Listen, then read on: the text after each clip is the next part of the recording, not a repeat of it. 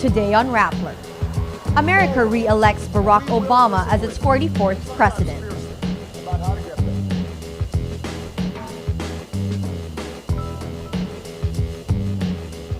You, the American people, reminded us that while our road has been hard, while our journey has been long, we have picked ourselves up. We have fought our way back. And we know in our hearts that for the United States of America, the best is yet to come. Obama promises America things will be better in his second term in office.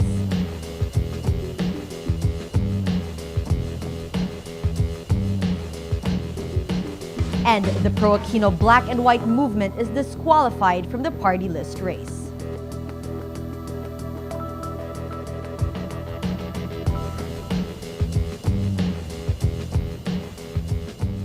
Hello, I'm Natasha Gutierrez sitting in for Maria Ressa. Welcome to Rappler, your social news network. America's young voters, minorities, women, and moderates re-elect Barack Obama as its 44th president. Overcoming the Republican Party's strong base of white voters, Obama defeats rival Mitt Romney in Democratic strongholds and key battleground states. Obama gets 303 electoral votes to Romney's 206, surpassing the decisive 270-vote threshold in the Electoral College. He goes on to win the popular tally by at least 1.8 million votes. Obama clinches the battleground states of Ohio, Virginia, Wisconsin, New Hampshire, Iowa, Nevada, Colorado, and Pennsylvania. He also wins Democratic strongholds California, New York, and other heavily populated states such as Michigan. Exit polls show Obama, the first American black president of the United States, effectively harnessed the same demographics that voted him into office 4 years ago: women voters, African Americans, and strong backing from Hispanic voters. News group Bloomberg says Obama's support among whites is the lowest since 1992 for a Democratic presidential candidate. Romney holds the advantage with white male voters. Observers say Obama's win is unprecedented. No president has ever been re-elected when the economy is down. His victory also comes in the heels of Superstorm Sandy, which could have cost Obama votes. CNN says despite criticisms of rescue and rehabilitation efforts at the state level, the president is credited for being, quote, engaged during the crisis. CNN report exit polls say 60% of voters consider the economy the most important issue. 59% thought abortion should be legal. 50% wanted Obama's healthcare law repealed, while 43% wanted it to remain in place or be expanded. Analysts say the Republicans have a demographics problem, noting the war has shifted from geographic influence to ethnic, sex, and age groups. They also say Republican appeal has shifted to the far right, especially with the rise of the Tea Party, a vocal group of hardliners within the Conservative Party. CNN projects Democrats will retain their majority in the Senate, while Republicans are projected to hold the majority in the House. Both camps report a strong turnout as lines of voters snake around polling stations across the United States. Despite a statistical tie with Romney in the final polls that reflects the political divide in the country, re-electionist President Obama prevails over his Republican rival. In his victory party in Chicago, he thanks his supporters for giving him 4 more years, promising the best is yet to come. You, the American people, reminded us that while our road has been hard, while our journey has been long, we have picked ourselves up. We have fought our way back.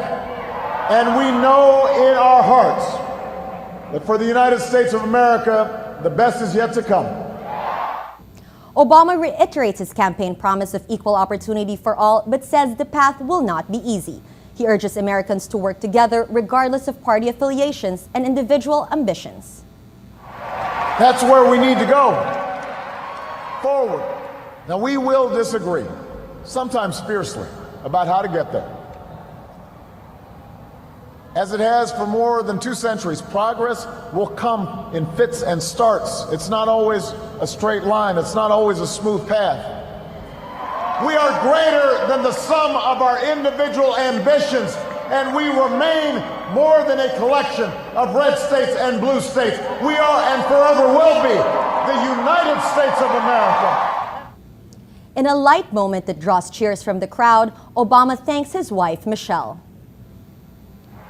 And I wouldn't be the man I am today without the woman who agreed to marry me 20 years ago.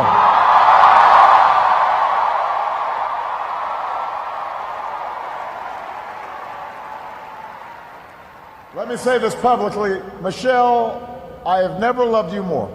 I have never been prouder to watch the rest of America fall in love with you too, as our nation's First Lady. Obama also says he intends to sit down with Romney. In the weeks ahead, I also look forward to sitting down with Governor Romney to talk about where we can work together to move this country forward. In Boston, Romney thanks his supporters and concedes defeat hours after polls close. He also encourages Americans to support Obama. I believe in America. I believe in the people of America. And I ran for office because I'm concerned about America. This election is over, but our principles endure. I believe that the principles upon which this nation was founded are the only sure guide to a resurgent economy and to renewed greatness. I so wish that I had been able to fulfill your hopes to lead the country in a different direction, but the nation chose another leader. And so this is a time of great challenges for America, and I pray that the president will be successful in guiding our nation.